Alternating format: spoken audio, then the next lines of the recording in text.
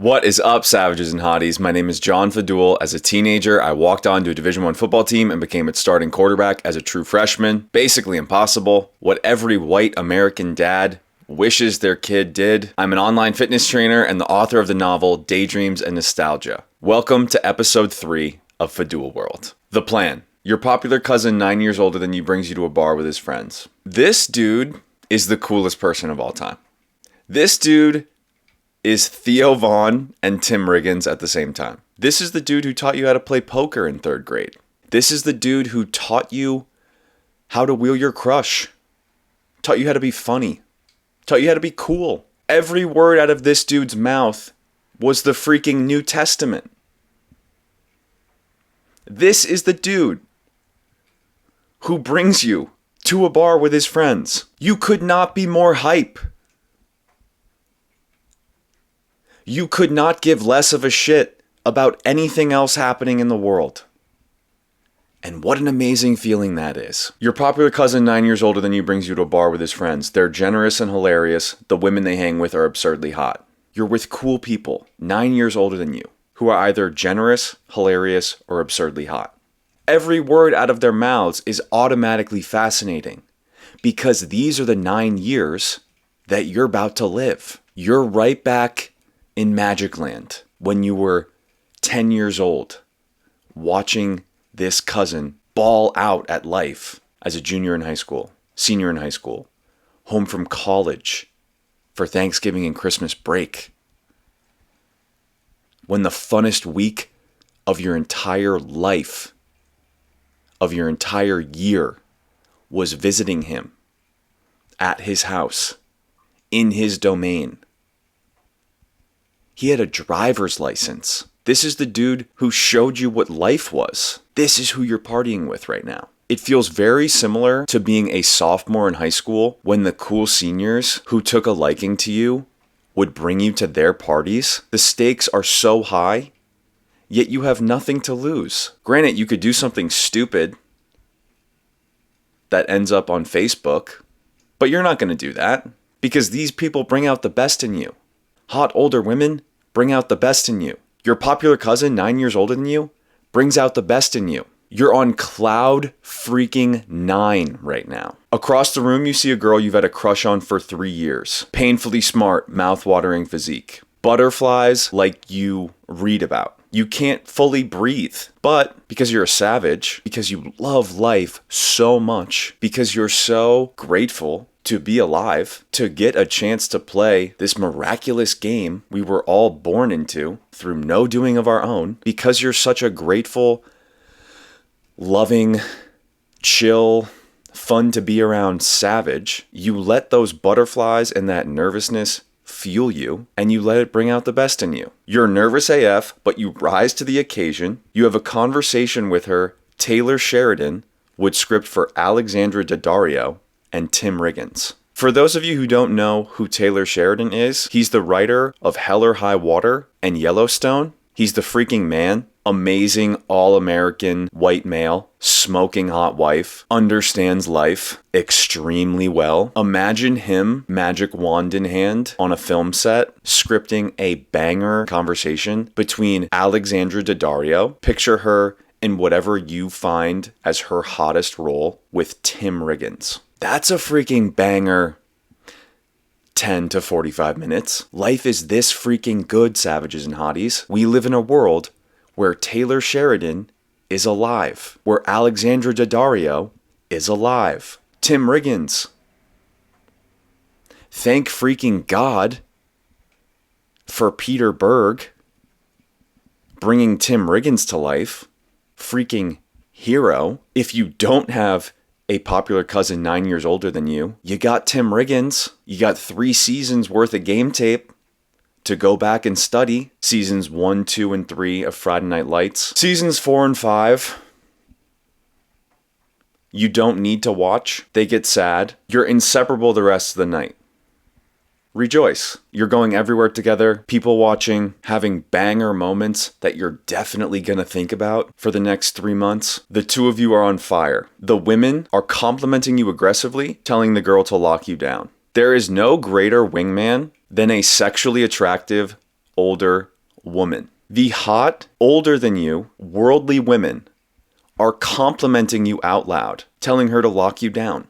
How great does this make your shoulders feel? How strong and light does this make you feel at the same time? Titanium. The hot, older women are in a fun, partying state, and they know you're secure enough, strong enough. They judge you as such a low risk of tattling, a non-existent risk of tattling or getting offended, that they say blunt, suggestive compliments about you because they know that they're hooking you up with your crush. Also, they're so well skilled at empathy, they know they're making your night by gassing you up. And life is freaking good, savages and hotties. But it's then you notice your cousin is in trouble. 3 bikers in a motorcycle gang are beating him up in the parking lot. You storm through the bar like Luke Kuechly and truck the largest of them so hard he shatters the window of a parked car. Your cousin pops up and beats their asses unconscious. In that split second where you clock, my older cousin is in trouble, your banger memories with him since your childhood flash before your eyes. You see a banger memory of you guys watching The Dark Knight on Christmas Eve. You see that random moment that you don't really understand why it stuck with you all these years, but it's real and it's there and it's in your memory bank. Boy, is it in your reveries. Reveries being the key word in Westworld. You see him draining a 3 at the top of the key at the Christmas basketball tournament where you and your uncles were going fucking nuts for him in the crowd. Basketball wasn't even his third sport. He just played it because it was the cool thing to do. And in crunch time, the ball gets kicked to him and he rises to the occasion and buries a 3. Minimal celebration because he's, if not literally, definitely, figuratively, been there before. This flashes before your eyes. You then power walk through this bar. You don't remember doing this. You black out from when you see your cousin in trouble to the instant that you're all up in the bad guy's grill, about to pound the ever-living shit out of them. But what the rest of the population is seeing is you storming through the bar, not knocking any innocent people over, but your shoulders definitely might collision them harder than they were expecting to be collisioned on this night out. However, when they turn, they very quickly understand, oh, that's Luke Kuechly at the moment. Got it. We're good. You lower your shoulder into the biggest one of these motherfuckers so hard that you thought you were going to be the one to lose their breath the thickest when you saw your crush earlier. But it turns out the motherfucker you hit, he might not breathe normally for the rest of his life. Your crush blasts girly 2000s pop songs on the drive to her place where you bang phenomenally for 45 minutes, 43.5 minutes longer than you normally last.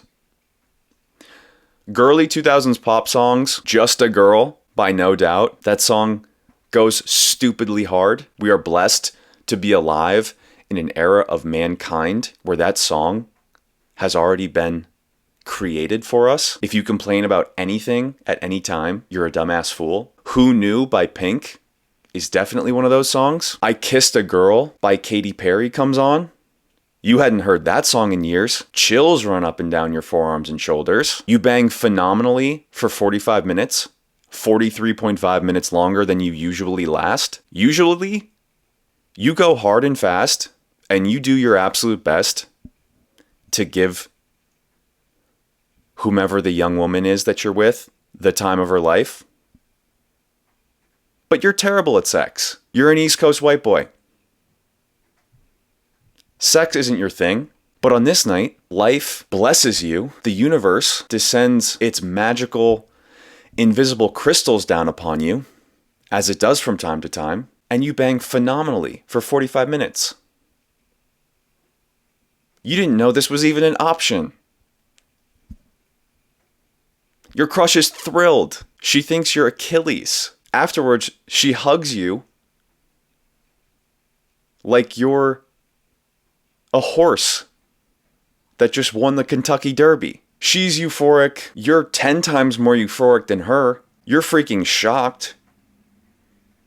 You're just thrilled that you gave her a great time instead of the uneventful letdown that you usually provide, life is freaking amazing. You go into her bathroom next door and you look at yourself in the mirror and you're wondering,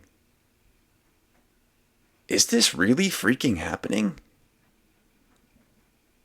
Is life really this good? Do I really get to enjoy this blissful joyride that I didn't even possess the consciousness to ask for?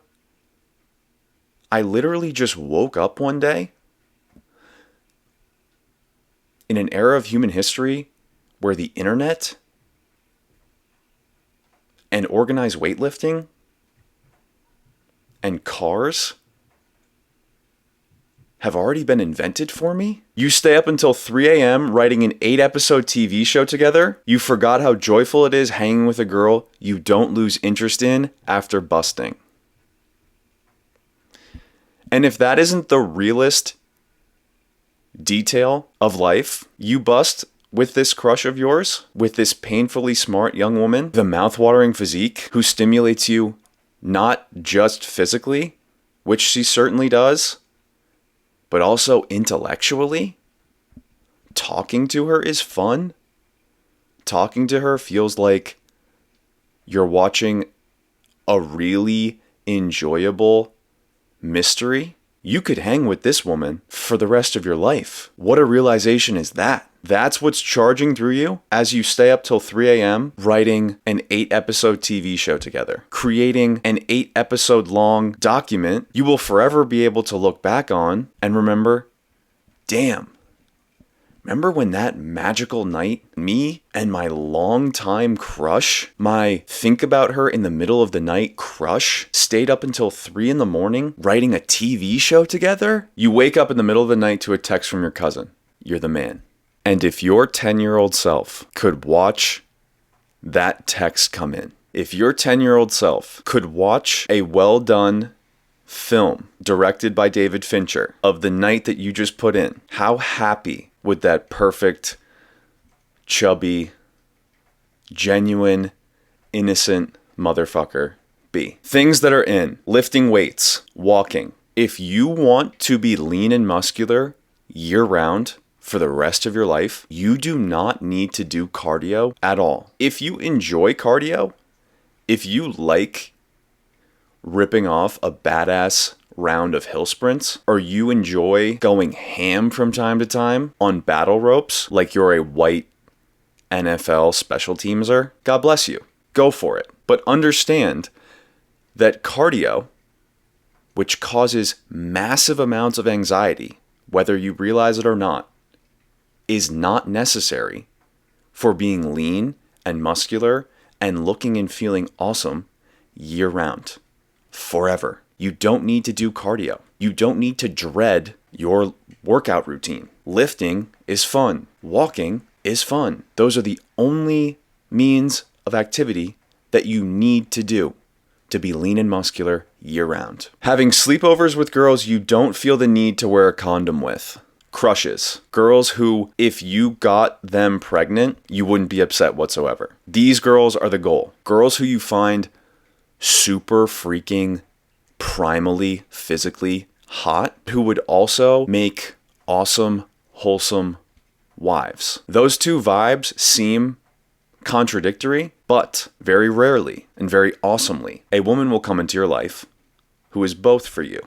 Those are the women you want to ball out for. Those are the women whom letting them bring out the best in you is the best, healthiest, most enjoyable, most fun decision you can make. You have a crush on a yoga thick baddie who's a great girl. You let her inspire you to level yourself up into an equivalent hero, stud, stallion, whom she looks at the same way you look at her, whom she thinks the same thoughts about you that you think about her, and you spend the rest of your life with her. Happily ever after. Life isn't complicated, savages and hotties. People like making it complicated because it distracts them from the one real problem about life, the only problem that needs to happen, which is that we don't get to be alive forever. But if you can stare that problem in the face, all the other problems hold zero weight on you. The song Just a Girl by No Doubt. Generational banger. If this song doesn't fire you the fuck up to go lift heavy weights with perfect form, or to go fight a bad guy who's bullying kids with Down syndrome, you're a dumbass fool. You need to schedule an appointment with your doctor. If this song doesn't make you realize, damn, life is freaking good, isn't it? Then you're fucking missing out. Coming of age movies from 2000 to 2015, Superbad, Project X, etc. These are the greatest type of movies of all time. In an amazing era for movies. Potentially the last great era of movies before iPhones, when going to the movie theater was a magical, enchanted experience. It still can be. For me, it still is. It always will be.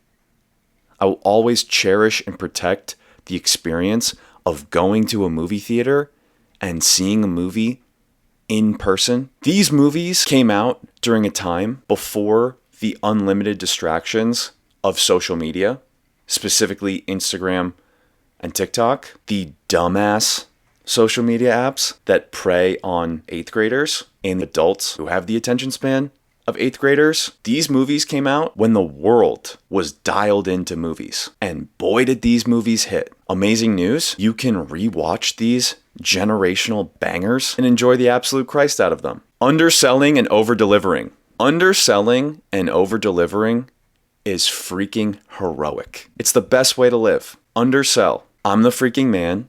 I know it.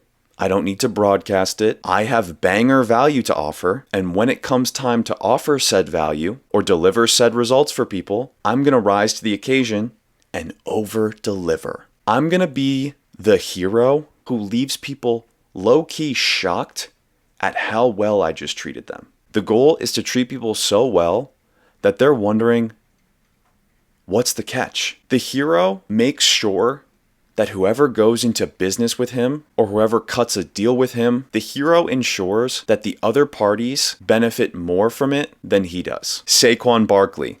Is this dude a real person? Insanely jacked, insanely humble, freakishly talented, doing something really freaking difficult, playing running back in the National Football League in Philly, a very angry city that takes their sports incredibly seriously. Saquon Barkley is a fucking hero. Saquon Barkley represents how great life can be. Yes, you can put the work in on yourself that gets you as muscular and athletic as Saquon Barkley is. You can choose to be an awesome, unselfish teammate, the way Saquon Barkley is. You can give life your absolute best, the way Saquon Barkley does. You can go ham in the fourth quarter and let that be the time when you shine, like Saquon Barkley does. That motherfucker has a blast. It's freaking sick because he deserves it. Florence Pugh. The best part about Instagram are the reels of Florence Pugh that I get to see on my feed. She's magnificent. Her voice is awesome. She tells the truth. She makes people feel good. She's incredibly talented and successful. That didn't happen by accident, contrary to what the loser dickhead complainers have to say about life. Successful people are successful for a reason. Success isn't just happen chance. Being lean. Every hero is lean. You want to be muscular, you want to be strong AF, but you don't need to be carrying any excess weight. Being lean is not only extremely aesthetic, it's also healthy. Unless you're competing to be a Mr. Olympia bodybuilder, any extra pounds you have on your frame isn't helping you. Being trustworthy. Greenest flag there is. Being trustworthy is so freaking awesome. The goal is to be the least sketchy person you know. The goal is to be the person whose mindset is, listen, man, I'm not trying to impress you with a bunch of lies. I'm not trying to pull a fast one on you. I don't care if you think I'm a dork. I don't care if you think what my genuine interests in life are weird. What I care way more about is that you know when I tell you something, it's real. You know, when I promise you something, big or small, it will happen. That is the greenest flag there is. Upper body muscle soreness. Upper body muscle soreness is like being high on drugs. Except it's better because you know it's real. You earned it.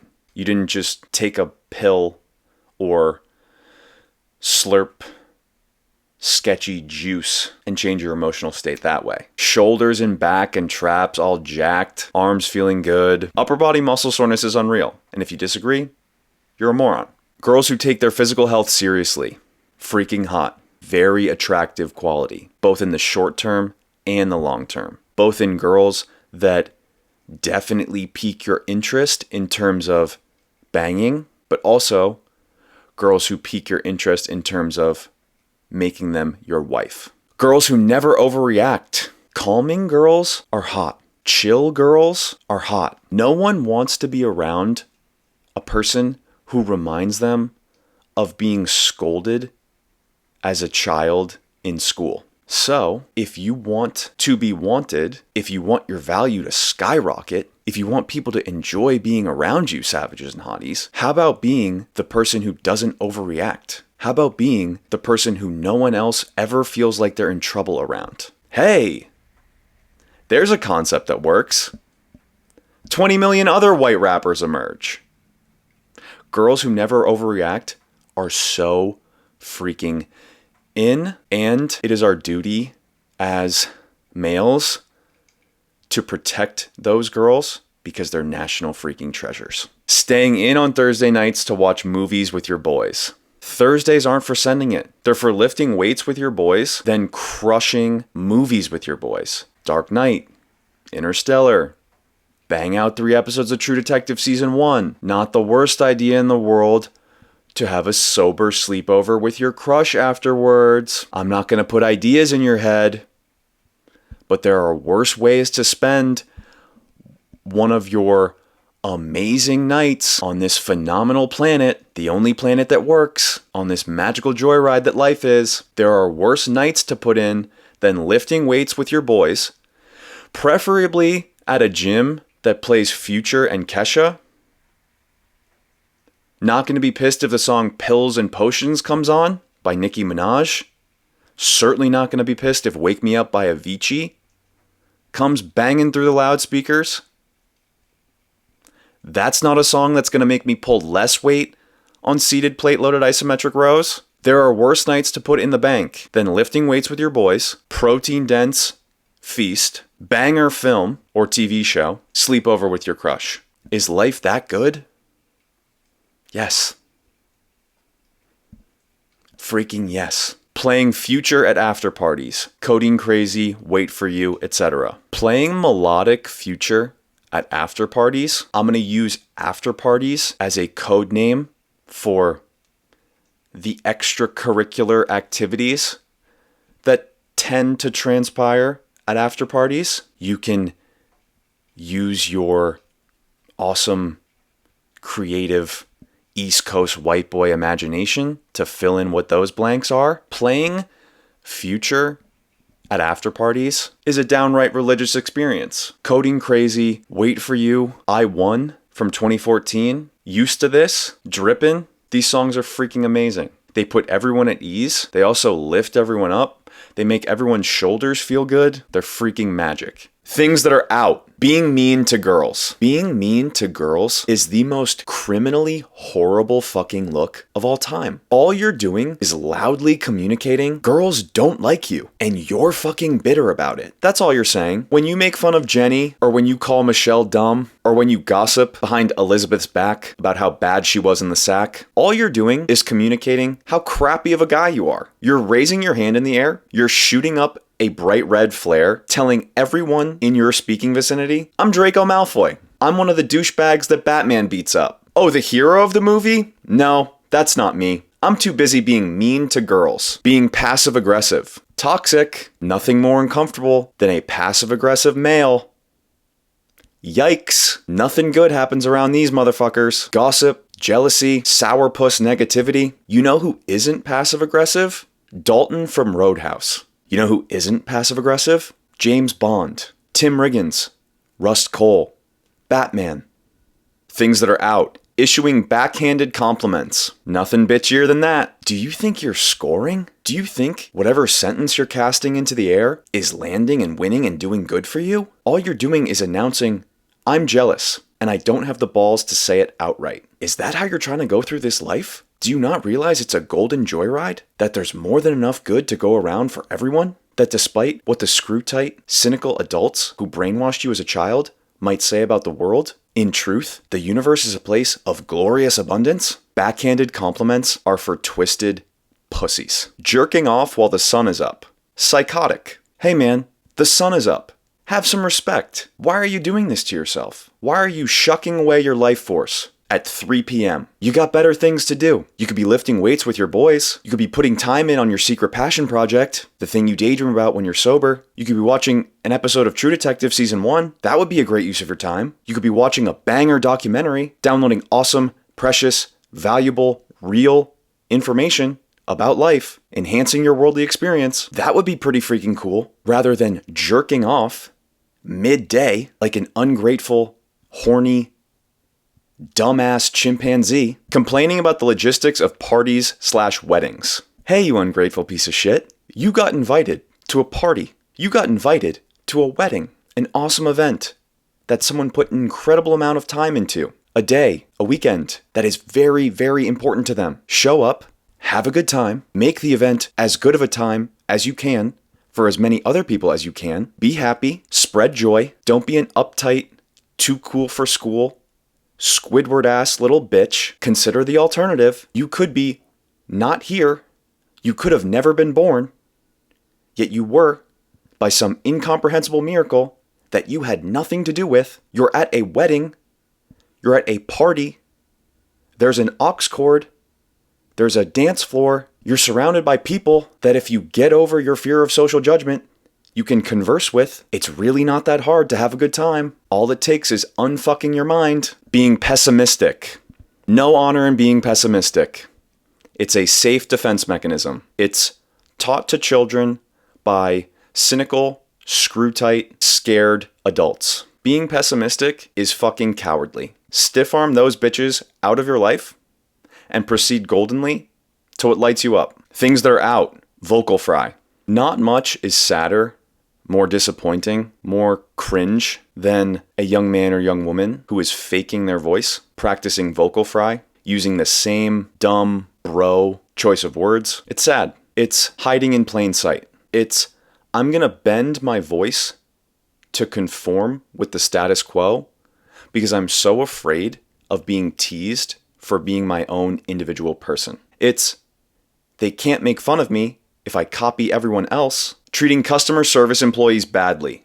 Interesting how successful people are consistently kind and positive. The misconception is that meanness equals strength, an idea that scared teenagers adopt in middle school. But in reality, this couldn't be more inaccurate. Meanness means my life sucks and I'm bitter about it. People who treat customer service employees badly think they're posturing themselves in a superior light, but all they're doing is signaling to anyone who has any sense of social awareness that their lives suck and they're bitter about it. Things that are out. Social climbing. Something we can learn from old people. Mind you, full disclosure, most old people's lives are a complete waste of time and space. They're not doing anything. They're not living. They're just existing. However, something we can take from successful, cool, intelligent, old people, something they do very well is they've removed themselves from social climbing, which is a very wise, very freeing thing to do. Let me tell you this right now, savages and hotties. The dainty, bratty, gossipy, airhead young women at the top of the social climbing pyramid, those girls aren't doing anything for you.